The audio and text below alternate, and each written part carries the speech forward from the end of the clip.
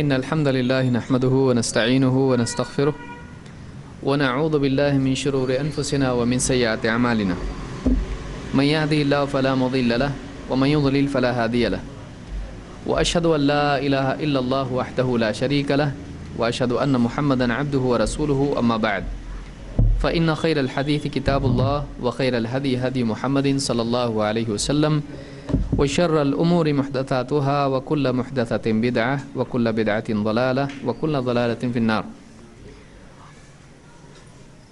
کافی دنوں سے ہمارا یہ سلسلہ منقطع ہو گیا تھا۔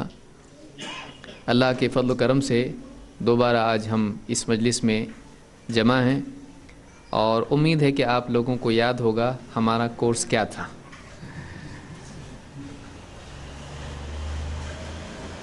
یہ اختلاف سے متعلق ہمارا کورس چل رہا ہے اور اس کے سمجھنے کے لیے آج ہم یہاں جمع ہوئے ہیں۔ ایک حصہ اس میں اختلاف کی برائی اور اتحاد کی اہمیت سے متعلق ہم دیکھ چکے تھے، اور اس کے بعد علماء کے درمیان، اہل حق کے درمیان علمی اختلاف کے اسباب کیا ہیں، کیوں بڑے بڑے علماء میں اختلاف پیدا ہوتا ہے۔ تو یہ موضوع ہم شروع کر چکے تھے، اور اس میں سمجھتا ہوں کہ پہلی فصل حدیث کے نہ پہنچنے سے اختلاف، اس کا ایک حصہ حضرت عمر رضی اللہ عنہ کی حدیث ہم دیکھ چکے تھے۔ اس کے بعد آگے ہم کو اور بھی چیزیں دیکھنی ہیں، لیکن پھر بھی میں چونکہ ہمارا اس میں درمیان میں وقفہ بہت طویل ہوا ہے، اس لیے اعادہ اس کا کرتے ہوئے اختصاراً یہ بتا دوں کہ اہل حق میں بھی اختلاف ہو سکتا ہے، یہ ہم دیکھ چکے ہیں، اور اختلاف کی وجہ سے وہ گمراہ یا باطل نہیں ہو جاتے۔ دو عالموں میں کسی مسئلے میں تحقیق کے اعتبار سے فرق ہو سکتا ہے، کسی مسئلے میں کوئی بات ان تک پہنچی، حدیث ایک کے پاس پہنچی اور ایک کے پاس نہیں پہنچی، لہذا فیصلہ دینے میں، فتویٰ دینے میں، چونکہ عالم اس بات کا مکلف ہے کہ جتنا وہ جانتا ہے اس کے مطابق فیصلہ کرے، تو کبھی ایسا ہوتا ہے کہ ایک عالم کو اس وقت فیصلہ دینا ہی ہوتا ہے، تو جتنی معلومات اس کے پاس ہے اس میں غور و فکر کر کے، اجتہاد کر کے وہ پھر فتویٰ اور فیصلہ دیتا ہے۔ لہذا کسی کا فیصلہ اجتہاد پر مبنی ہوتا ہے، اور کسی کے پاس اس مسئلے میں بعینہ دلیل موجود ہوتی ہے، تو جس کے پاس دلیل تھی وہ اس دلیل کے اعتبار سے فتویٰ دیتا ہے، اور جس کے پاس اس مسئلے میں واضح دلیل نہیں تھی وہ دوسرے دلائل میں غور کر کے فیصلہ دیتا ہے۔ اس سے بھی اختلاف ہو جاتا ہے۔ کبھی ایسا ہوتا ہے کہ دلیل پہنچتی ہے لیکن ایک کے نزدیک وہ حدیث ضعیف ہوتی ہے اور ایک کے نزدیک وہ حدیث صحیح ہوتی ہے، لہٰذا وہ اس کو قبول نہیں کرتے ہیں، اور اس حدیث کے مطابق ایک عالم کا فیصلہ ہوتا ہے اور دوسرے کا فیصلہ نہیں ہوتا ہے۔ تو احادیث کی صحت اور ضعف میں اختلاف کی وجہ سے بھی علماء میں اختلاف ہوتا ہے۔ 3، حدیث کے سلسلے میں ایک ہی حدیث دونوں تک پہنچی، لیکن اس حدیث کو سمجھنے میں ایک کا ذہن یا فہم دوسری طرف چلا گیا اور دوسرے کا کہیں اور چلا گیا، ایک نے ایک معنی لیے، دوسرے نے دوسرے معنی لیے، اور اس طرح سے علماء میں معنی لینے کے اعتبار سے اختلاف ہو جاتا ہے۔ اس کی مثالیں آگے ہم دیکھیں گے۔ تو یہ بات ہم نے بنیادی طور پر دیکھی تھی، دلیل پہنچنے نہیں پہنچنے سے اختلاف، دلیل کے معتبر ہونے نہیں ہونے کا اختلاف، اور دلیل کے سمجھنے میں فرق کی وجہ سے اختلاف، اور اس کے علاوہ بھی اسباب ہیں، لیکن بنیادی سبب یہ ہے، بنیادی سبب یہ 3 ہیں۔ تو ایک حدیث ہم نے اس میں دیکھی تھی کہ عمر رضی اللہ تعالیٰ عنہ، یہ صفحہ نمبر 4 پر میں سمجھتا ہوں، عمر رضی اللہ عنہ کا لمبا قصہ ہے کہ ابو موسیٰ اشعری رضی اللہ تعالیٰ عنہ آئے اور اجازت مانگی، اور عمر رضی اللہ تعالیٰ عنہ کسی کام میں تھے، تو انہوں نے اجازت نہیں دی اور کچھ دیر کے بعد آدمی کو بھیجا تو دیکھا کہ وہ چلے گئے ہیں. پھر انہیں واپس بلایا اور پوچھا کہ کیا وجہ تھی, تم کیوں چلے گئے؟ تو انہوں نے کہا کہ ہم کو اسی بات کا حکم دیا گیا ہے. تو عمر رضی اللہ تعالیٰ نے کہا کہ اس چیز کی دلیل لے آؤ ورنہ تمہاری میں خبر لوں گا. وہ گئے اور انصار کے ایک مجمع پر جا کر ان سے کہا کہ کوئی ہے تم میں جس نے یہ بات سنی ہے, اور ان کو لے کر آئے. ابو سعید خدری رضی اللہ تعالیٰ عنہ آئے اور انہوں نے حضرت عمر رضی اللہ تعالیٰ عنہ کے سامنے اس بات کی گواہی دی کہ ہاں یہی حکم ہے کہ آدمی بار جب آئے 3 مرتبہ اجازت چاہے, اگر جواب مل جائے تو ٹھیک, اور اگر جواب نہیں ملتا ہے تو واپس لوٹ جائے. عمر رضی اللہ تعالیٰ عنہ نے اس بات کے سننے کے بعد کہا کہ یہ حدیث ہم سے چھپی رہ گئی, بازاروں میں تجارت کرنے نے مجھ کو اس حدیث کے بارے میں لا علم رکھا, غافل کر دیا, اس کے سیکھنے سے محروم رکھا. تو یہ بخاری اور مسلم کی حدیث ہے. اس سے پہلے یہ بات معلوم ہوئی اور وہ غلط فہمی اس حدیث سے دور ہوتی ہے جس میں بہت سارے مقلدین مبتلا ہیں. وہ کیا غلط فہمی ہے؟ مطلب یہ سوال ہے, کیا غلط فہمی اس سلسلے میں ایک غلط فہمی دور ہوتی ہے. جو مقلدین حضرات جس غلط فہمی میں مبتلا ہیں وہ کیا غلط فہمی ہے اماموں کے بارے میں؟ بہت سارے لوگ کہتے ہیں, جب کوئی آدمی کہتا ہے کہ ہو سکتا ہے ان تک حدیث نہیں پہنچی ہو, تو کہتے اچھا وہ اتنے نزدیک تھے نبی صلی اللہ علیہ وسلم کے زمانے کے اور ان تک حدیث نہیں پہنچی, اور آپ اتنے دور ہیں اور آپ تک پہنچ رہی ہے. یعنی نزدیک والے تک نہیں پہنچ رہی ہے, دور والے تک پہنچ رہی ہے. ایسا ہو سکتا ہے کیا؟ ہو سکتا ہے؟ نہیں ہو سکتا ہے نا؟ ہو سکتا ہے, کیونکہ کوئی قریبی ہے اور اس نے وہ حدیث نہیں سنا, ایسا ہو سکتا ہے, اور کسی دوسرے ذریعے سے وہ حدیث دور والے تک پہنچ جائے. اس میں کوئی یعنی ایسا نہیں ہوتا, ایسا نہیں ہے. آپ لوگوں کو بھی معلوم ہے کبھی کبھی ایسا فون آپ کو آتا ہوگا بمبئی سے, دلی سے, کہیں اور سے, بھئی آپ کے شہر میں کچھ ایسا ہوا ہے کیا؟ پھر آپ چیک کرتے, ہاں ایسا ہوا, میں نے معلوم کیا, اب ایسا معلوم پڑا. تو آپ پونا میں رہ کے بھی آپ کو چیز معلوم نہیں تھی, لیکن باہر سے کسی نے نیوز پہ دیکھا, کچھ اس کو معلوم پڑا, کسی نے فون کر کے بتایا, اس آدمی نے آپ کو فون کر کے پوچھا, پھر آپ نے چیک کیا تو معلوم پڑا اچھا ایسا پونا میں ہوا ہے. تو ایسا ہو سکتا ہے. اور کیا ایک عالم کو اگر ایک حدیث معلوم نہیں ہے تو کیا اس سے وہ عالم نہیں ہوتا ہے؟ عالم ہونے سے وہ محروم ہو جاتا ہے؟ نہیں, عالم کو بھی حدیث معلوم نہیں ہو سکتی ہے. بلکہ یہاں پر کون سی شخصیت ہے؟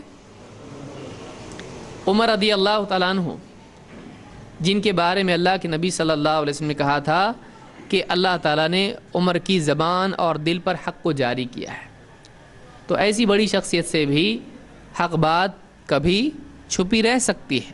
اس سے نہ ان کی شان میں کوئی کمی آتی ہے, نہ ان سے کوئی بدگمانی ہم کو رکھنا چاہیے کہ انہوں نے بازار میں اپنا وقت ضائع کر دیا, نعوذ باللہ.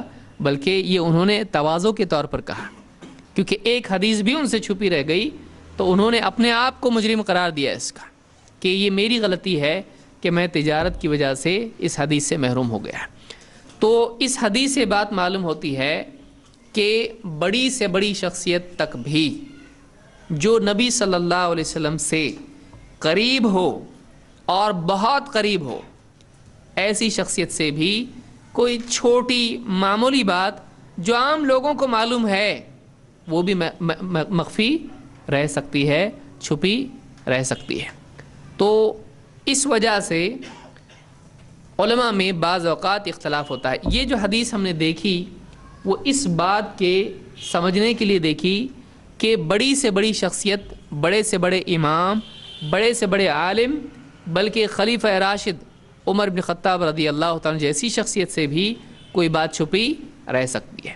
تو کیا پھر ان کے بعد جو اللہ کے نبی صلی اللہ علیہ وسلم کی وفات کے 70 سال بعد پیدا ہونے والے امام ابو حنیفہ, اور ان کے بھی کئی سالوں بعد پیدا ہونے والے امام شافعی جو تقریباً 150 سال بعد پیدا ہوئے نبی صلی اللہ علیہ وسلم کے, 150 ہجری میں یعنی 140 سال بعد پیدا ہو رہے ہیں وفات کے بعد نبی صلی اللہ علیہ وسلم کے.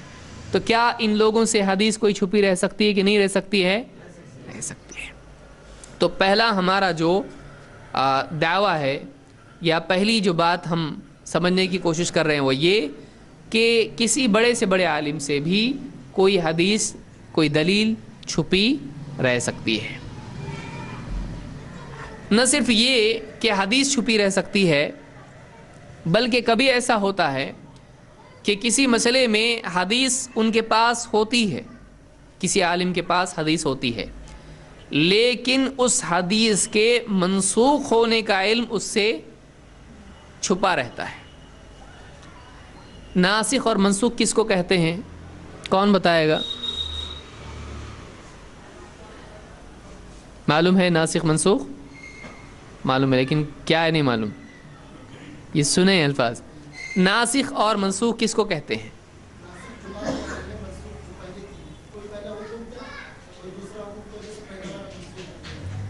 تو منسوخ ہو گیا یعنی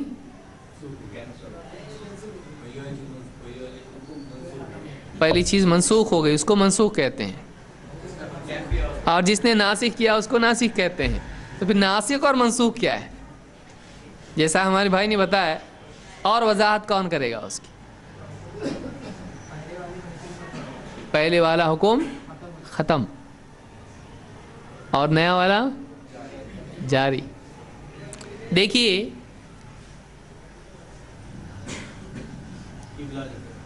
قبلہ جیسے اللہ رب العالمین نے جو شریعت مسلمانوں کو دی، چاہے وہ الگ الگ نبیوں کا معاملہ ہو یا ایک نبی کا معاملہ ہو، اللہ تعالیٰ نے ایسا کیا کہ ایک نبی کو ایک شریعت دی، آنے والے اگلے نبی کو اس میں کچھ تبدیلی بھی کر دی. جیسے اللہ کے نبی صلی اللہ علیہ وسلم سے پہلے جتنے نبی تھے ان کی شریعت میں تعظیم کے طور پر سجدہ کرنا جائز تھا کہ نہیں تھا؟ جائز تھا. اسی لیے یوسف علیہ السلام کے بھائیوں نے ان کو سجدہ کیا تھا. وَرَفَعَ أَبَوَيْهِ عَلَى الْعَرْشِ وَخَرُّوا لَهُ سُجَّدًا. تو تعظیم کا سجدہ ان میں جائز تھا، لیکن اس شریعت میں وہ کیا ہو گیا؟ منسوخ ہو گیا، منع ہو گیا. اس کو اللہ تعالیٰ نے بند کر دیا. یا پچھلی شریعتوں میں یہ چیز تھی کہ کوئی شخص خاموشی کا روزہ رکھنا چاہے تو رکھ سکتا تھا کہ نہیں؟ معلوم ہی نہیں. ہاں رکھ سکتا تھا. جیسے مریم نے کہا تھا، حضرت مریم نے کہا تھا انی نذرت للرحمن صوما فلن اکلم اليوم انسیا. آج میں نے رحمان کے نام کی نذر کی ہے، لہٰذا آج بطور روزہ میں کسی سے بھی بات نہیں کروں گی. تو بات نہیں کرنے کا بھی روزہ ان کے ہاں تھا، لیکن کیا اس شریعت میں ہے؟ نہیں. چپی کا روزہ، خاموشی کا روزہ، تو وہ روزہ نہیں ہے. اسلام میں یہ روزہ نہیں ہے. اگر کوئی رکھتا ہے تو یہ بدعت ہے، جائز نہیں ہوگا، گناہ گار ہوگا وہ کہ میں خاموشی کا روزہ رکھ رہا ہوں، جائز نہیں ہے. اسی طرح سے پچھلی شریعتوں میں یہ تھا کہ جو جنگ کا مال، جو مال غنیمت ہوتا ہے، یہ مال استعمال نہیں کیا جا سکتا تھا، بلکہ جب جنگ ختم ہو جاتی تھی تو دشمن جو چھوڑ کے بھاگتا ہے، تلواریں یہ وہ ساری چیزیں، اس کو سب کو جمع کیا جاتا تھا اور آسمان سے ایک آگ آتی تھی اور اس کو جلا دیتی تھی. تو وہ کسی کے لیے بھی استعمال کرنا جائز نہیں تھا. لیکن اللہ تعالیٰ نے امت مسلمہ کی سہولت کے لیے یہ چیز امت کے لیے کیا کر دی؟ حلال کر دی. اور جو جنگ کا مال غنیمت ہوتا ہے وہ مسلمانوں میں حاکم تقسیم کرتا ہے. تو ایسے کئی احکام ہیں جو پچھلی شریعتوں میں تھے، اس شریعت میں ہیں نہیں. پہلے منع تھا، اب جائز ہے. پہلے جائز تھا، اب منع ہے. نہ صرف پچھلی شریعتوں کے مقابلے میں اس شریعت میں تبدیلیاں آئیں، بلکہ اس شریعت میں بھی مختلف مراحل میں احکام تبدیل ہوتے گئے. یعنی ایک چیز پہلے جائز تھی، بعد میں منع ہوگی. ایسا ہوا ہے. مثال کے طور پر کوئی مثال دے سکتے ہیں؟ شراب. پہلے لوگ شراب پیا کرتے تھے، اللہ کی طرف سے اس بارے میں منع کا حکم نہیں تھا، اور لوگ پیتے تھے اور اللہ کے نبی صلی اللہ علیہ وسلم نے منع نہیں کیا. تو اس سے کیا معلوم پڑا اس کی گنجائش تھی. اللہ تعالیٰ نے ابھی تک اس کو منع نہیں کیا تھا، لوگ پیتے تھے. اسی لیے قرآن کریم میں آیت کیا نازل ہوئی؟ وَلَا تَقْرَبُوا الصَّلَاةَ وَأَنْتُمْ سُكَارَىٰ حَتَّىٰ تَعْلَمُوا مَا تَقُولُونَ، کہ تم نماز کے قریب بھی مت آؤ جب تم نشے کی حالت میں ہو، یہاں تک کہ تمہیں اس بات کا پتہ چلنے لگے کہ تم کیا کہہ رہے ہو، تم بولے ہوئے کو سمجھنے لگو، ہوش و حواس میں رہو، تب تک کہ نماز نہیں. تو گویا کہ اس میں گنجائش تھی. ٹھیک ہے پینا منع نہیں ہے، لیکن پیا ہوا آدمی نماز کے قریب بھی نہ آئے. لیکن بعد میں اللہ تعالیٰ نے کیا کر دیا؟ اس کو منع کر دیا. تو کچھ چیزیں جائز تھیں وہ منع ہو گئی. جیسے نماز میں بات کرنا شروع میں جائز تھا، سلام کا جواب دینا جائز تھا، لیکن بعد میں اللہ تعالیٰ نے اس کو کیا کر دیا؟ منع کر دیا. وَقُومُوا لِلَّهِ قَانِتِينَ، تو اللہ تعالیٰ نے کلام کرنا منع کر دیا. صحابی کہتے ہیں فَأُمِرْنَا بِالسُّكُوتِ وَنُهِينَا عَنِ الْكَلَامِ، ہم کو خاموشی کا حکم دے دیا گیا، سکوت کا حکم دے دیا گیا، اور کلام سے منع کر دیا گیا. تو اس شریعت میں بھی تبدیلیاں آئیں. یہاں پر ایک بات ناسخ منسوخ کے بارے میں آپ یہ بھی یاد رکھیں جو اکثر لوگوں کو شاید معلوم نہ ہو، کہ ناسخ منسوخ میں ایسا لازم نہیں ہے کہ پچھلا کینسل. ناسخ منسوخ میں یہ ضروری نہیں ہے کہ پچھلا ٹوٹلی کینسل ہو جائے، بلکہ ناسخ منسوخ میں ایسا بھی ہوتا ہے کہ پچھلے میں کچھ قید بڑھا دی جائے یا کچھ تبدیلی کر دی جائے. تو قید بھی کیا ہوتی ہے؟ نسخ ہوتی ہے. کوئی قید یا کوئی سہولت وہ بھی ناسخ منسوخ میں ہو سکتا ہے. اس کی ایک مثال دیتا ہوں. کوئی ہے کسی کے ذہن میں مثال اس کی؟ پورا ٹوٹل کینسل نہیں، لیکن کچھ قید اس میں بڑھنا یا گھٹنا یا کچھ چینج ہونا، تبدیلی بھی نسخ ہوتی ہے، قید بھی نسخ ہوتی ہے. عام کا خاص ہونا، خاص کا عام ہونا، یہ بھی چیز ہو سکتی ہے نسخ میں. کوئی مثال ذہن میں ہے؟ نماز کی رکعت کیا ہوئی؟ بڑھ گئی. ظہر اثر کی بڑھ گئی. کیسے؟ حضرت عائشہ کی روایت ہے کہ سفر اور حضر میں نماز کتنی تھی؟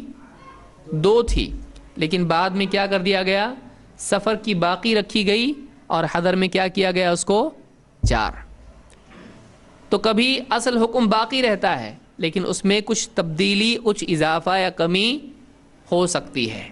یا مثال کے طور پر آپ دیکھیں، جب رمضان نہیں تھا تو عاشورہ کا روزہ کیا تھا؟ فرض تھا. اسی لیے آپ نے اعلان کرنے کے لیے آدمی بھی بھیجا کہ جو آدمی صبح سے روزے سے تھا وہ اپنا روزہ جاری رکھے، اور جو روزہ نہیں تھا اب بچے ہوئے دن میں روزہ رکھے. تو عاشورہ کا روزے کا کیا دیا نبی صلی اللہ علیہ وسلم نے؟ حکم دیا، اور حکم دیا تو وہ پورا کرنا کیا ہے؟ لازم ہے. تو عاشورہ کا روزہ، حضرت عائشہ کی روایت ہے کہ رمضان سے پہلے کیا تھا؟ وہ فرض تھا، لیکن جب رمضان آیا تو عاشورہ کا روزہ ختم ہو گیا یا باقی ہے؟ تو پھر کیا مطلب منسوخ ہوا کہ نہیں ہوا؟ نہیں ہوا نا. کیا ہوا؟ تو عمل کینسل ہو گیا، کینسل، ختم، بند. ایسا ہوا؟ نہیں. عمل آج بھی باقی ہے، لیکن عاشورے کا شرعی حکم چینج ہو گیا. پہلے روزہ تھا، آج ہے کہ نہیں؟ آج بھی ہے، پہلے بھی تھا، لیکن پہلے وہ کیا تھا؟ فرض تھا، لیکن اب کیا ہو گیا؟ نفل یا مستحب آپ اس کو کہیں گے. وہ کیا ہو گیا؟ آج مستحب. کوئی نہیں کیا تو گناہ گار ہوگا نہیں، اور کوئی کیا تو ثواب ملے گا. ملے گا نا؟ ہاں ملے گا. اس کو جیسا سوال ویسا جواب دیتی پبلک. ثواب ملے گا؟ نہیں ملے گا؟ ملے گا. تو عاشورہ کا شرعی حکم تبدیل ہوا، عمل کینسل ہو گیا نہیں. تو ایک چیز یہ بھی معلوم ہوئی کہ شریعت میں کسی بھی قسم کی تبدیلی نسخ ہوتی ہے. کبھی عمل ختم ہو جاتا ہے، کبھی حلال حرام ہو جاتا ہے، کبھی حرام حلال ہو جاتا ہے. اب کوئی آدمی کہے گا حرام حرام ہے نا، وہ کیسے حلال ہو سکتا ہے؟ تو اس کا جواب آپ کے پاس کیا ہے؟ ایک چیز حرام ہے، وہ حلال کیسا ہو سکتی؟ حرام تو برا ہوتا ہے نا،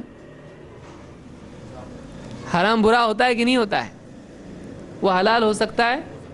نہیں نا؟ ہاں، تو یہ منسوخ ہوا یا سہولت ہے؟ تو منسوخ کیا ہوا؟ ایک چیز حرام تھی وہ حلال ہو گئی، تو کیا یعنی حرام برا ہوتا ہے کہ نہیں ہوتا ہے؟ بہت سارے لوگ سوچ رہے کیا ہو رہا کیا معلوم۔ ایک چیز حرام ہے وہ بری ہے کہ نہیں؟ کیا وہ چیز اچھی ہوتی ہے؟ ہو سکتی ہے، کیسے؟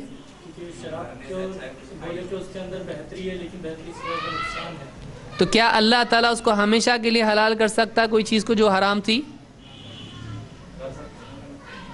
آپ کے پاس جواب اس کا ہونا چاہیے کہ دیکھیے، اچھا وہ ہے جس کو اللہ تعالیٰ اچھا بتائے، برا وہ ہے جس کو اللہ تعالیٰ برا بتائے۔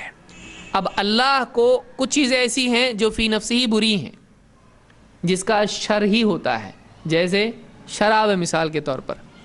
شراب میں کچھ جزئی فائدے ہو سکتے ہیں، لیکن شراب کا نتیجہ کیا ہے؟ اچھا ہے کہ برا ہے؟ جسم کے اعتبار سے اور عقل کے اعتبار سے شراب کا نقصان ہے کہ فائدہ ہے؟ نقصان ہے، اس سے سماج میں برائی ہی آتی ہے۔ زنا اچھا ہے کہ برا ہے؟ کبھی کبھی اچھا ہو جاتا، ایسا ہے نہیں ہے، وہ برا فی نفسی ہی برا ہے، وہ فی نفسی ہی برا ہے۔ تو جو چیز اللہ تعالی حرام کر دے، اللہ کو حق ہے کہ ایک چیز جائز ہے اس کو کیا کر دے؟ کھانا کھانا کیا ہے؟ جائز ہے نا؟ اور روزے میں کھانا کھانا کیا ہے؟ اور افطار میں کیا کرتے؟ پھر افطار میں کیا کرتے ہیں؟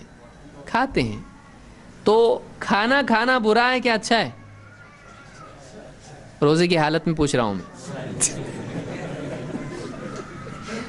آج میں پہلے بتاؤ کون سا پوچھ رہے آپ؟ اور کھانا اچھا ہے کہ برا ہے؟ افطار کے وقت اچھا ہے۔ اگر افطار نہیں کرتا آدمی تو یہ اچھا ہے کہ برا ہے؟ کیونکہ حدیث میں کیا ہے؟ یہ امت خیر پر رہے گی جب تک کہ افطار میں جلدی کرے۔ تو کوئی آدمی افطار میں جلدی نہیں کر رہا تو اچھا ہے کہ برا ہے؟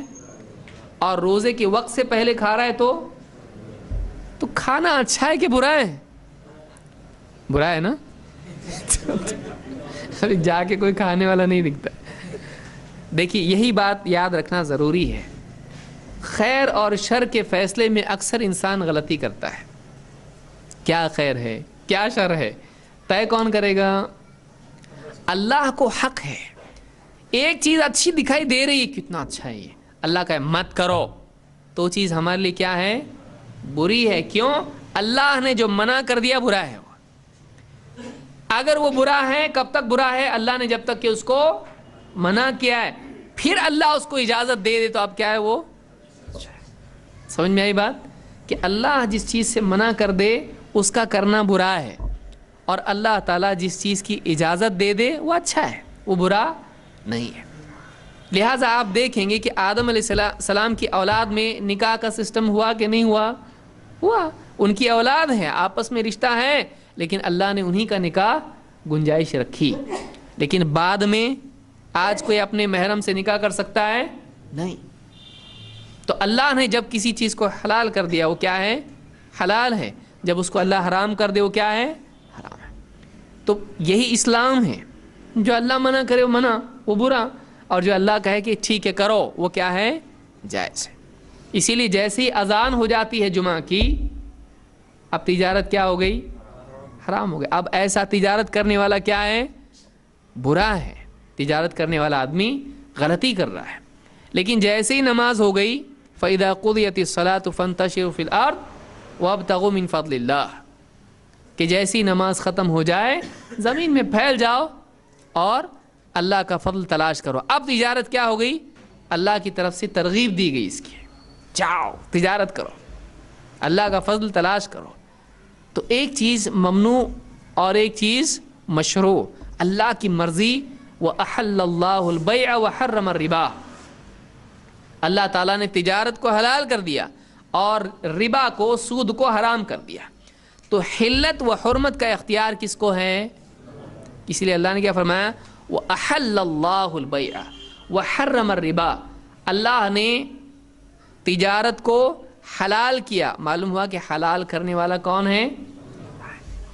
اور حرام کیا سود کو کس نے؟ اللہ نے. تو چیزیں حلال و حرام ہوتی ہیں اللہ کے حلال و حرام کرنے سے. کوئی آدمی نہیں کہہ سکتا مجھ کو یہ بہت برا لگتا ہے اس لیے میرے لیے حرام، مجھ کو کتنا اچھا لگتا ہے اس لیے میرے لیے حلال. کوئی کر سکتا ہے؟ حلت و حرمت کا اختیار سوائے اللہ کے کسی کو نہیں ہے. یہی وجہ ہے کہ جب یہود نے یہ اختیار، نصارہ نے یہ اختیار اپنے عالموں کو دیا تو اللہ تعالیٰ نے کیا فرمایا؟ انہوں نے اپنے عالموں کو اور اپنے بڑوں کو، زاہدوں کو اللہ کے سوا اپنا کیا بنا لیا؟ معلوم ہوا کہ حلت و حرمت توحید کا مسئلہ ہے کہ نہیں؟ یہ توحید کا مسئلہ ہے. اسی لیے اللہ کے سوا یہ اختیار اگر آدمی کسی اور کو دے دے تو یہ کیا کر لیا؟ اس نے شرک کیا. تو بہرحال ہم اس میں زیادہ دور نکل جائیں گے. یہاں سمجھنے کی بات یہ ہے کہ ناسخ اور منسوخ شریعت میں ہے. اس شریعت میں بھی ہوا کہ نہیں ہوا؟ ما ننسخ من آیت او ننسیها نأتی بخیر منها او مثلها. اللہ نے کیا فرمایا؟ ہم کوئی آیت، ما ننسخ من آیت او ننسیها، ہم جو بھی آیت منسوخ کر دیتے ہیں یا اس کو بھلا دیتے ہیں تو ہم اسی کی طرح یا اس سے بہتر کوئی اور آیت لے آتے ہیں. تو اللہ کی طرف سے قرآن کے سلسلے میں، اس شریعت کے سلسلے میں ایسا ہوا کہ اللہ نے ایک حکم بدل کے دوسرا حکم دے دیا. کیا یہ پرابلم ہے؟ کوئی آدمی کہہ سکتا ہے کہ یہ تو مسئلہ ہو گیا کہ اللہ کیوں چینج کرتا ہے، کہ پہلا غلط تھا تو پھر چینج کیوں کیا؟ اس کو چینج کس کو کرنے کی ضرورت پڑتی ہے؟ جو صحیح نہیں تھا. ہے کہ نہیں؟ نہیں کیا؟ ہاں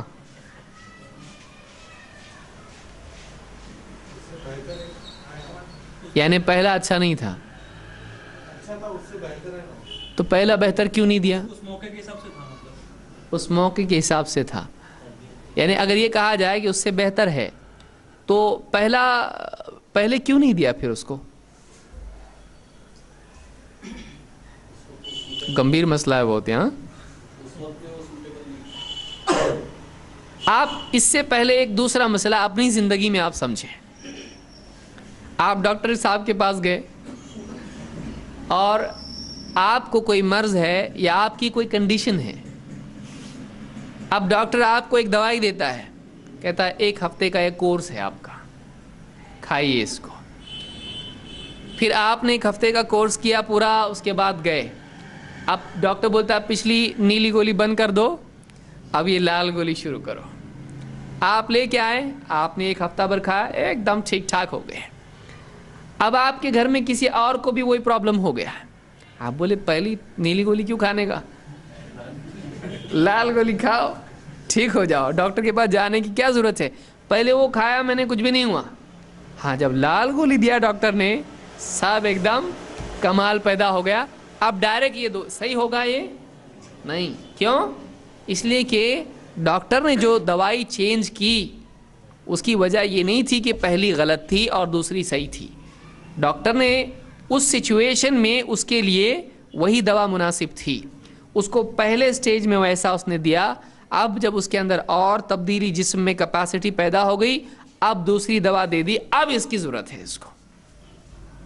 تو صحابہ کے لیے بھی اللہ تعالیٰ نے اس معاشرے کو تبدیل کیا کیونکہ وہ پہلا معاشرہ تھا. اس کے ذریعے سے دین کو مستحکم کرنا تھا، اسٹیبلش کرنا تھا. لہٰذا اس کی اصلاح کے لیے، اس کی تقویت کے لیے، اس کو بنانے کے لیے مرحلوں میں اللہ تعالیٰ نے اس سماج کی تشکیل کی. پھر بعد میں جب دین اسٹیبلش ہو گیا تو اب دین ہمیشہ کے لیے کیا ہو گیا؟ مستحکم ہو گیا. لیکن ان کے لیے، اس سماج کے لیے، دین کو غالب کرنے کے لیے، اس پورے سماج کو بنانے کے لیے اللہ تعالیٰ نے رفتہ رفتہ تدریجاً ان کی اصلاح کی۔ اچانک اگر کچھ بتا دیا جاتا تو نہیں ہوتا، اس لیے کہ انسان کے اندر ایک دم سے چینج قبول کرنے کی کیپیسٹی نہیں ہے۔ آپ ایک دم کوئی برتن آپ ایک دم ٹھنڈے پانی میں دھونے کے بعد کپ میں آپ چائے ڈالو، گرم، کیا ہو جاتا ہے؟ تڑک جاتا ہے۔ تو سڈن چینج سوسائٹی بھی ایکسیپٹ نہیں کرتی ہے، لہٰذا بہت سارے احکام میں اللہ تعالیٰ نے یہ اصول دیا کہ اللہ کا قاعدہ تدریج کا ہے۔ اس کو کیا کہتے ہیں؟ تدریج یا تدرج آپ اس کو کہتے ہیں، درجہ بدرجہ۔ یہی حکمت اللہ کے نبی صلی اللہ علیہ وسلم نے دعوت کے سلسلے میں بھی استعمال کی ہے۔ جیسے نماز نازل ہو چکی تھی، زکوٰۃ نازل ہو چکی تھی، لیکن اس کے باوجود اللہ کے نبی صلی اللہ علیہ وسلم نے معاذ ابن جبل رضی اللہ تعالیٰ عنہ کو جب یمن بھیجا تو کیا کہا؟ تم ایک ایسی قوم کے پاس جا رہے ہو جو اہل کتاب ہیں، یہودی اور نصرانی، وہاں پر نصرانی تھے یمن میں۔ تو سب سے پہلی چیز جس کی طرف تم ان کو بلاؤ گے وہ کیا ہے؟ لا الہ الا اللہ محمد رسول اللہ کی گواہی۔ جب وہ اس کو مان لیں تو انہیں بتاؤ کہ دن رات میں 5 نمازیں ہیں جو ان کو ادا کرنی پڑیں گی۔ کب بتاؤ یہ؟ اس کے بعد لیول 1، سٹیج 1، سٹیج 2۔ جب وہ اس کو مان لیں تو بتانا کہ تمہارے اوپر تمہارے مالوں میں زکوٰۃ ہے جو تمہارے مالداروں سے لے کر تمہارے فقراء، غریبوں کو، محتاجوں کو دی جائے گی۔ تو یہ بھی کیا ہوا؟ Step by step. یہ بہت بڑی حکمت ہے جو دعوت میں بھی استعمال کی جا سکتی ہے۔ یہ نہیں کہ آپ بولیں پی شراب، تھوڑے دن کے بعد تجھ کو ایک نیا حکم بتاؤں گا۔ آپ کر سکتے ہیں ایسا؟ آپ اپنے ہاتھ میں نہیں لے سکتے حلال و حرام کو، لیکن آپ دین پیش کرنے میں کچھ بتایا نہیں آپ نے۔ یہ نہیں کہ آج 1 مہینے کے لیے حلال، شراب پی، سود بھی کھا، تھوڑے دن کے بعد تیار ہے میں ایک نیا حکم لانے والا ہوں، تو آپ کے پاس یہ اختیار نہیں ہے۔ لیکن آپ جب کسی کو دعوت دے رہے ہو تو آپ کیا پورا اتنی بڑی انسائکلوپیڈیا دین کی لا کے اس کو دے دیں گے پورا عمل کر؟ ایسا کریں گے آپ اس کو؟ نہیں۔ جب آپ اس کو دین پیش کرو گے تو سب سے زیادہ اہم اس کے لیے کیا ہے، پھر اس کے بعد کیا ہے، پھر اس کے بعد کیا ہے، اس کی کیپیسٹی کیا ہے۔ پیش کرنے میں آپ اس کو ویسے پیش کرو گے جیسے اس کی کیپیسٹی ہے۔ یہ دین کے سلسلے میں حکمت ہے۔ تو ناسخ منسوخ یہ اللہ کی طرف سے حکمت تھی صحابہ کے معاشرے کو بنانے کے لیے۔ آج ہم اس کو کر سکتے ہیں؟ آج ہم اپنے حساب سے حلال و حرام کر سکتے ہیں؟ نہیں۔ اب دین کیا ہو گیا ہے؟ کامل۔ اب چینجز ہم نہیں کر سکتے، البتہ ہم یہ کر سکتے ہیں کہ دین پیش کرنے میں تدریج کا قاعدہ یاد رکھیں، سٹیپ بائی سٹیپ کسی کے سامنے پیش کریں، اس کے بعد اس کے لیے ایک کے بعد دوسرے مرحلے میں آدمی جا کے اس کو دین قبول کرنا آسان ہو جاتا ہے۔ بہرحال ایک آدمی مثال کے طور پر شراب پیتا ہے، جوا کھیلتا ہے، اب آپ پہلے دن جا کے بولو اسلام قبول کرو گے تو تم کو شراب چھوڑنی پڑے گی، اب اس کا دل شراب میں کھویا ہوا ہے، اب وہ کہے گا اچھا یعنی اسلام قبول کی تو شراب چھوڑنی پڑے گی، نہیں چاہیے اسلام، ہوگا کہ نہیں ہوگا؟ ہوگا۔ لیکن آپ نے یہ حکم اس کو نہیں بتایا، آپ چپ ہیں، پی رہا، ابھی کچھ نہیں بولنے گا اس کو۔ اب اس کو ہم بتا رہے ہیں دیکھو ایک اللہ ہے، اللہ کے سوا کوئی عبادت کے لائق نہیں، کائنات اللہ نے بنایا وغیرہ وغیرہ، سب اس کو سمجھایا۔ اور دیکھو محمد صلی اللہ علیہ وسلم اللہ کے رسول ہیں، اللہ نے آپ کو ایسا دین دے کے بھیجا، ساری زندگی میں خیر آتی ہے۔ شراب پی رہا ہو آپ، اس پہ کیا ہے، ایک دم کچھ بول رہے نہیں، اب اس کو حلال بھی نہیں بول رہے، اس کو حرام بھی نہیں بول رہے، لیکن آپ نے اس کو دین کی طرف کھینچا۔ اب دین میں آ گیا، اب آ کے پوچھا اسلام میں شراب حرام ہے کیا؟ آپ بولے ہاں شراب حرام ہے اسلام میں، اس لیے کہ شراب کیا ہے، بری چیز ہے۔ آپ نے موقع دیکھ کر اس کو سمجھایا تو اس میں ماننے کا مزاج بھی آ گیا۔ لیکن آپ ایک دن میں دیکھو اسلام قبول کیے نا، شراب چھوڑنی پڑے گی، سود بند کرنا پڑے گا، تمہارے جو بزنس ہے حلال نہیں، جاب بھی چھوڑنا پڑے گا، सब लिस्ट आपने उसको दे दी हलाल और हराम की, एक नया आदमी है। वो ऐसे ही जैसे बच्चे को हम बोल रहे हैं स्कूल जाएंगे ना, बहुत होमवर्क रहेगा वहाँ पे, इतना बड़ा बैग जो तुम्हारे वजन से ज़्यादा उठा के लाना पड़ेगा, और सज़ा भी मिलेगी वहाँ पे गलती करने पर, और वहाँ से बेंच पे बैठना पड़ेगा, खेल भी नहीं सकते उस टाइम पे, और बहुत पढ़ना पड़ेगा, और कुछ भी हो सकता है, और एग्ज़ाम भी होंगे उसके अंदर, और फेल हो गए तो उसी साल बच्चे बदले, टीचर वही और तू भी वही। बच्चा जाएगा स्कूल को? नहीं जाएगा। आप उसको क्या बोलते हैं? अरे वहाँ पे इतना बड़ा मैदान है, और वहाँ पे खेलने भी मिलता है, और खाने के लिए क्लास में मिठाई भी मिलती है, और रोज़ाना देख तुझको हम ये देंगे, जाते वक्त मैं चॉकलेट दूंगा, और केक भी टिफ़िन बॉक्स में डाल के देंगे, और बहुत मज़ा आएगा, और छुट्टी भी रहेगी इतवार को। ऐसा बना के पेश करते ना उसको, और वो जो डेंजर चीज़ें बताते उसको, सज़ा मिलेगी, ऐसा होगा, एग्ज़ाम आएंगे, नहीं बताते उसको। लेकिन वो आने वाला है। जब बच्चा स्कूल जाता है, धीरे धीरे सब सामने आना उसके शुरू होता है, और बोलता है जब फंस गया अभी तो फिर करना पड़ेगा यहाँ पे। जब आ गए हैं, जब दिल जम गया उसका, तो फिर सारी चीज़ें करना आसान होता है। निकाह से पहले सारा बताते क्या क्या करना पड़ेगा, ऐसा होगा, 1 साल के बाद ऐसा होगा, दवाखाने का इतना बिल आएगा, ये सब कोई नहीं बताता, इतना डेंजर उसको डराता नहीं। लेकिन सब क्या करते हैं, निकाह कर, ज़िंदगी तेरी खुश होगी, खुशहाल, हमारे दिल ठंडा कर, माँ बाप भी उसको तरगीब देते हैं, ये भी खुशी खुशी कर लेता है। जब निकाह करता है तब समझ में आता है मैंने क्या बोला, मैंने क्या क्या कबूल किया। मैंने सिर्फ बीवी कबूल नहीं किया है, बीवी के साथ सारी जिम्मेदारियां ज़िंदगी भर के लिए कबूल किया है, उसकी डांट डपट भी कबूल, सारा कबूल कर लिया। तो ये हिकमत है किसकी? तदरीज की, या ये हिकमत है नस्ख की, कि अल्लाह की तरफ से ऐसा हुआ। कुछ चीज़ें ऐसी थी, शराब पे खामोशी रही, कुछ अल्लाह ने बताया नहीं उस बारे में, उनको चलने दिया वैसी। बाद में अल्लाह ने उस पर हुक्म नाजिल किया जब उनके अंदर मजबूती आ गई। अब उनके अंदर ये हो गया, इस्लाम के लिए हम कुछ भी छोड़ सकते हैं।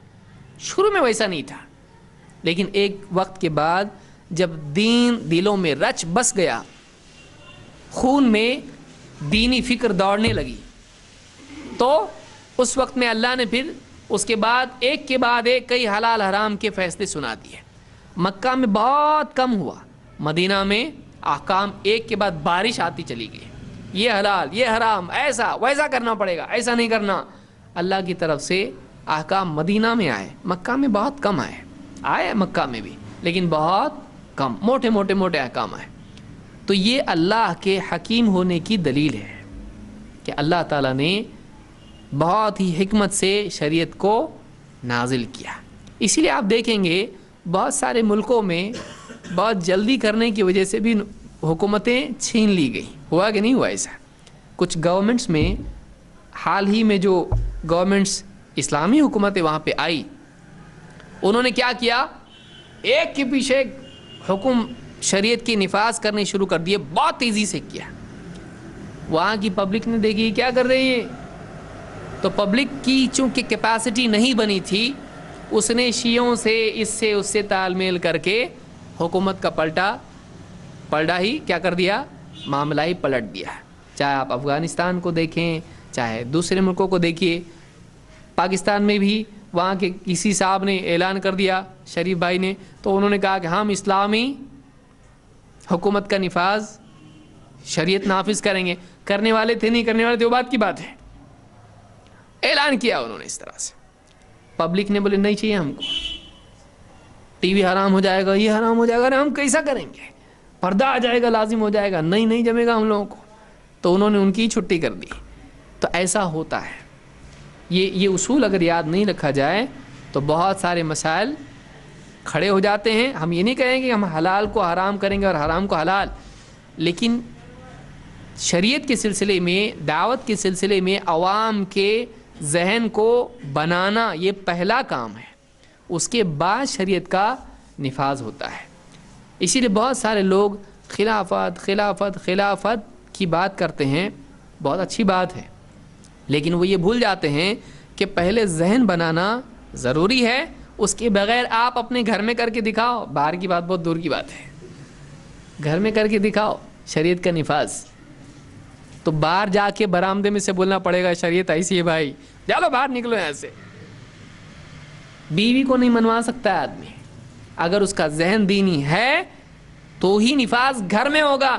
آپ پورے گاؤں میں کر رہے، پورے ملک میں آپ کرنا چاہ رہے، اور عالم، آپ کا عالم دیکھو، گھر کا عالم دیکھو آپ. لہذا کچھ چیزیں باتوں میں بہت ہی اچھی لگتی ہیں، لیکن واقعی اس کے عمل کرنے کا وقت جب آتا ہے تو نقصان ہوتا ہے. تو حکمت اور سمجھداری کے ساتھ میں کام کرنا بہت ضروری ہے. حکمت بے عملی کا نام نہیں ہے. حکمت یہ ہے کہ چلتے رہنا، لیکن کیسا؟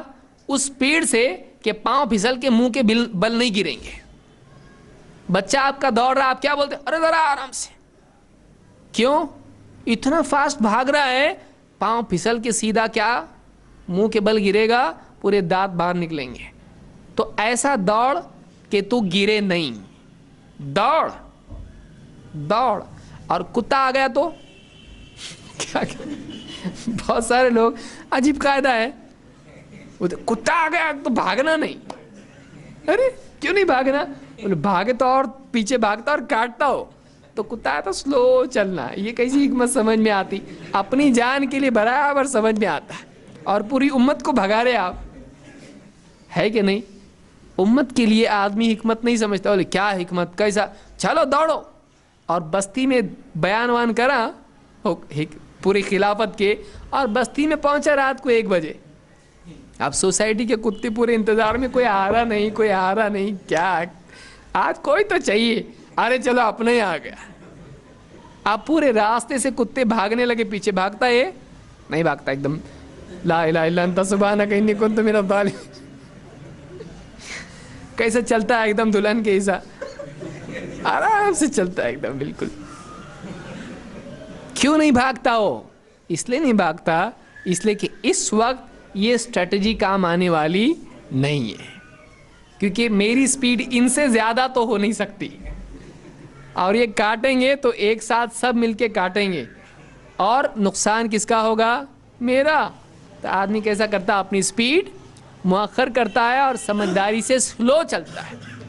آدمی اپنے بارے میں کہ کتے کے مسئلے میں یہ قاعدہ سمجھ جاتا ہے، کبھی سپیڈ کم بھی کرنے کی ہوتی ہے، لیکن امت کے مسائل میں سپیڈ کم نہیں کرنے کا، فل سپیڈ میں بھگانے کا گاڑی اپنی ہے. چاہے امت کو کتنا بھی نقصان بھگتنا پڑے، امت بھگت رہی نا، ہم کو تھوڑی ہو رہا ہو نقصان. تو امت کو ورغلا کر، اس کو جوش دلا کے ایسے کام کروا دیتا جس سے امت کو نقصان ہوتا. سارے جو ہے مسلمانوں کے، امت کے دشمن کتے کاٹنے کے لیے دوڑتے ہیں ان کو. اپنے بارے میں جو آدمی احتیاط رکھتا ہے، امت کے بارے میں کئی گنا زیادہ رکھنا چاہیے. یہ اہل علم کا کہنا ہے. لیکن جذباتی آدمی نہیں سنتا، وہ گرے بعد سنتا، وہ گرے بعد نقصان ہوئے بعد. لیکن نقصان کے بعد ایک چیز، جب گلاس پھوڑ دیا آپ نے، آپ سمجھ میں آیا ہاں ایسا نہیں ہونا چاہیے، لیکن گلاس تو پھوڑ گیا نا آپ کا، اس کو آپ جوڑ سکتے ہو واپس؟ اب نقصان ہو گیا. نقصان کے بعد جو عقل مندی آتی ہے، اس سے نقصان کی بھرپائی ہوتی نہیں، اس کو فیوچر میں استعمال کیا جائے گا، لیکن ابھی تو نقصان ہو گیا، اور کبھی بڑا نقصان بھی ہو جاتا ہے. بہرحال تو یہ بات ہم نے سمجھی آج کہ ناسخ منسوخ کا مسئلہ کی وجہ سے بھی علماء میں اختلاف ہوتا ہے کہ ایک حکم تھا، دوسرا حکم آیا، اور پہلا حکم چونکہ شریعت کا ہی تھا اور دوسرا حکم بھی شریعت کا ہے، تو ایک عالم کو پہلا معلوم ہوتا ہے، دوسرا معلوم نہیں ہوتا ہے، اور وہ پہلے ہی پر عمل کرتا ہے، اور نیا حکم نہیں معلوم ہونے کی وجہ سے اس پر عمل نہیں کرتا ہے. دوسرا عالم ہوتا ہے، اس کو دوسرا حکم بھی معلوم ہوتا ہے، لہذا اس کا عمل بدل گیا، اس کا عمل بدل گیا، اس کا فتویٰ بدل گیا، اس کا فتویٰ بدل گیا. تو آئیے دیکھتے ہیں اس کی کیا مثال ہے. علقمہ اور اسود یہ دونوں تابعی ہیں. ان سے روایت ہے، کہتے ہیں انہما دخل علی عبداللہ، وہ عبداللہ کون ہے؟ یہ عبداللہ ابن مسعود. انہما دخل علی عبداللہ، یہ عبداللہ ابن مسعود رضی اللہ عنہ کے پاس گھر میں داخل ہوئے. فقال اصلی من خلفکم، انہوں نے ان سے پوچھا کہ جہاں سے تم آئے ہو تو ان لوگوں کی نماز ہو گئی، کیونکہ اس زمانے میں تو کوئی ٹائم ٹیبل اور گھڑی کا معاملہ نہیں تھا. تو ان سے پوچھا نماز ہو گئی؟ قال نعم، تو انہوں نے کہا کہ ہاں ہو گئی. فقام بینہما، تو یہ کھڑے ہوئے دونوں کے درمیان. وجعل احدہما عن یمینہ والآخر عن شمالہ، ایک کو دائیں طرف لیا اور ایک کو بائیں طرف کھڑا کیا. ثم رکعنا، اور نماز پڑھی. ثم رکعنا، اور پھر ہم نے رکوع کیا. فوضعنا ایدینا علی رکبنا، تو ہم نے اپنے ہاتھوں کو اپنے گھٹنوں پہ رکھا. رکوع میں کیا رکھتے ہیں؟ گھٹنوں پہ. فضرب ایدینا، تو عبداللہ ابن مسعود نے کیا کیا؟ ہمارے ہاتھوں پہ نماز ہی میں مارا، ہمارے ہاتھوں پر نماز ہی میں مارا اس طرح سے. ثم طبق بین یدیہ ثم جعلہما بین فخذیہ، اور اپنے دونوں ہاتھ جمع کیے اور اپنی دونوں رانوں کے درمیان اس کو ڈالا اس طرح سے. کیوں؟ شروع میں ایسے ہی تھا. شروع میں عمل کیا تھا؟ رکوع میں گھٹنوں پہ ہاتھ رکھنے کا نہیں تھا. شروع میں ایسا تھا کہ دونوں گھٹنوں کے درمیان، رانوں کے درمیان ہاتھوں کو جوڑ کے اس طرح سے ڈالیں گے. ثم طبق بین یدیہ، کچھ لوگ سوچ رہے ہوں گے ضعیف تو نہیں ہے روایت، مسلم کی ہے یہ. ثم طبق بین یدیہ ثم جعلہما بین فخذیہ، اور اپنے دونوں ہاتھوں کو دونوں رانوں کے درمیان ڈالا. فلما صلی قال ہاکذا فعل رسول اللہ صلی اللہ علیہ وسلم، جب نماز ہو گئی تو کیا کہا؟ اللہ کے رسول صلی اللہ علیہ وسلم ایسا ہی کرتے تھے، ایسا ہی کرتے تھے. یہ مسلم کی روایت ہے، صحیح مسلم میں حدیث موجود ہے. صحابی کون ہیں؟ عبداللہ ابن مسعود. اب انہوں نے اپنے دل سے عمل کیا ہے. آخر میں کیا فرمایا؟ اللہ کے رسول صلی اللہ علیہ وسلم ایسا ہی کرتے تھے، آپ نے ایسا ہی کیا. معلوم ہوا کہ نبی سے بھی یہ چیز کیا ہے؟ ثابت ہے. تو اور دوسرے جب گھٹنے پہ رکھ رہے تو یہ کیا کر رہے ہیں؟ مار رہے. یعنی ان کے نزدیک وہ صحیح ہے کہ غلط ہے؟ کیوں؟ کیسے معلوم پڑا غلط ہے؟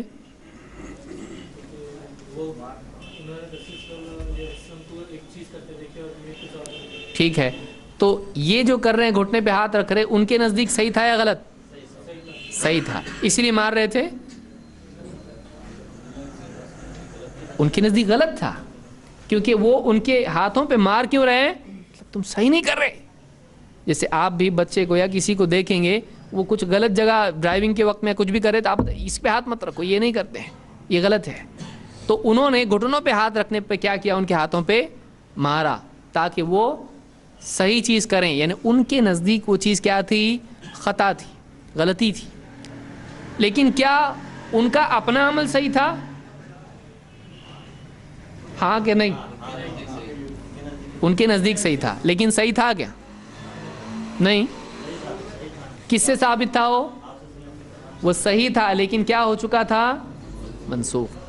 کون بتایا آپ کو؟ آئیے دیکھتے ہیں. مصعب ابن سعد رضی اللہ تعالیٰ فرماتے ہیں، یہ سعد ابن ابی وقاص کے بیٹے ہیں، صلیت الی جنب ابی، میں نے اپنے والد صاحب کے بازو نماز پڑھی. جنب کہتے ہیں بازو میں، پڑوس میں ہی نماز پڑھی. فطبقت بین کفی، اب یہاں الٹا ہو رہا. انہوں نے کیا کیا؟ فطبقت بین کفی، میں نے، طبقہ کا مطلب ہوتا ہے طبق، ایک کے اوپر ایک ہونا. تو میں نے اپنے دونوں کفین کو کیا کیا؟ ایک دوسرے پر رکھا اس طرح سے. ثم وضعت ما بین فخذی، اور انہیں رکھا کہاں پر؟ اپنی رانوں کے درمیان، ویسا ہی جیسے کس نے کیا تھا؟ عبداللہ ابن مسعود نے. فنہانی ابی، تو میرے والد صاحب نے یعنی سعد ابن ابی وقاص رضی اللہ تعالیٰ نے مجھے اس سے منع کیا، نہیں ایسا نہیں کرنا ہے. وقال کننا نفعلہ فنہینا عنہ، ہم ایسا کرتے تھے لیکن ہمیں اس سے منع کر دیا گیا. وامرنا ان نضع ایدینا علی الرکب، اور ہمیں اس بات کا حکم دیا گیا کہ ہم اپنے ہاتھوں کو کہاں رکھیں؟ گھٹنوں پر. اس کو امام البخاری اور مسلم دونوں نے روایت کیا ہے. تو پچھلی بھی کہاں ہے؟ مسلم میں, اور یہ بھی کہاں ہے؟ بخاری اور مسلم میں. دونوں بھی صحیح ہے کہ ضعیف ہے کوئی ایک؟ دونوں بھی صحیح ہے. تو ان دو حدیثوں کو جمع کرنے سے بات کیا سامنے آئی؟ ایک چیز پہلے تھی, وہ کیا تھی؟ اس کو کیا کہتے ہیں؟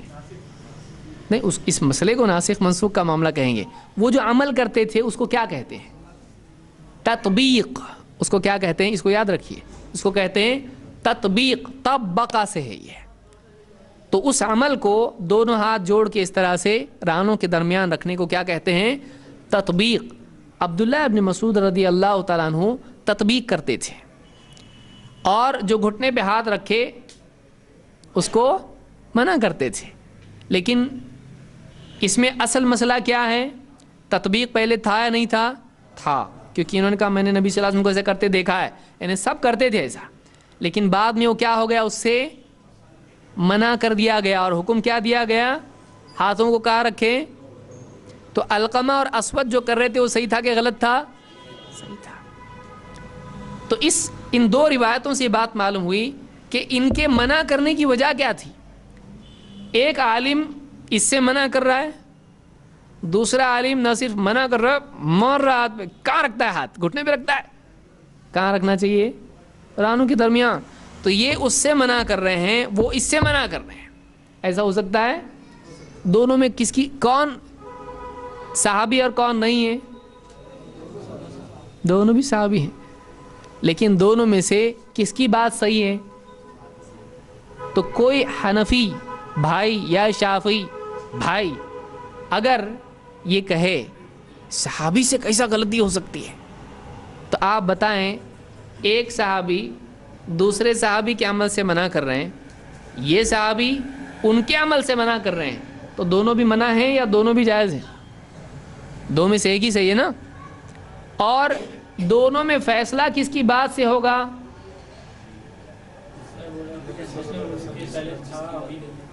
کیونکہ وہ کیا بتا رہے ہیں؟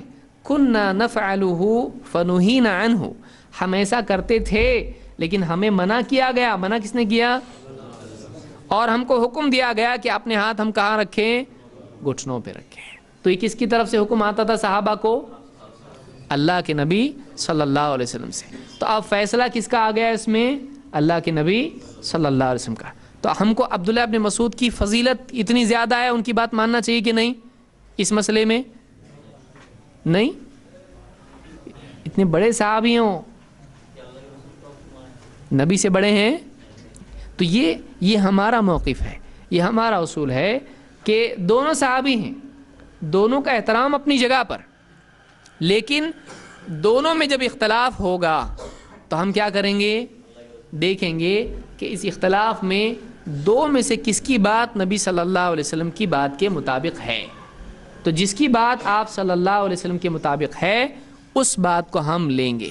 تو اس مسئلے میں دونوں میں سے کس کی بات نبی صلی اللہ علیہ وسلم کے مطابق ہے؟ سعد ابن ابی وقاص رضی اللہ تعالیٰ عنہ کی. آپ سوچئے, عبداللہ ابن مسعود جیسے صحابی ہیں, لیکن ان کو یہ مسئلہ نہیں معلوم کہ تطبیق منسوخ ہو چکی ہے. تو کبھی حدیث ہی معلوم نہیں ہوتی ہے, اور کبھی ایسا بھی ہوتا ہے کہ عالم کو اس معاملے میں نسخ کا پتہ نہیں ہوتا ہے کہ یہ منسوخ ہو چکا ہے, لہذا وہ اسی پچھلے عمل پر باقی رہتا ہے اور نیا عمل اس کے سامنے نہیں ہوتا ہے. تو اب ان دونوں میں کیا ہو گیا؟ اختلاف. یہ اس کو خطا کہہ رہے ہیں, وہ اس کو خطا کہہ رہے ہیں. لہذا یہ بھی ایک سبب ہے ناسخ منسوخ کے سلسلے میں بعد والا حکم معلوم نہ ہونا, یہ بھی علماء میں اختلاف کا سبب ہے. تو آج کے لیے میں سمجھتا ہوں اتنا کافی ہے. انشاءاللہ مزید اس میں جو باتیں ہیں وہ اگلے درس میں ہم دیکھیں گے. اقول قولی ھذا واستغفر اللہ لی ولکم.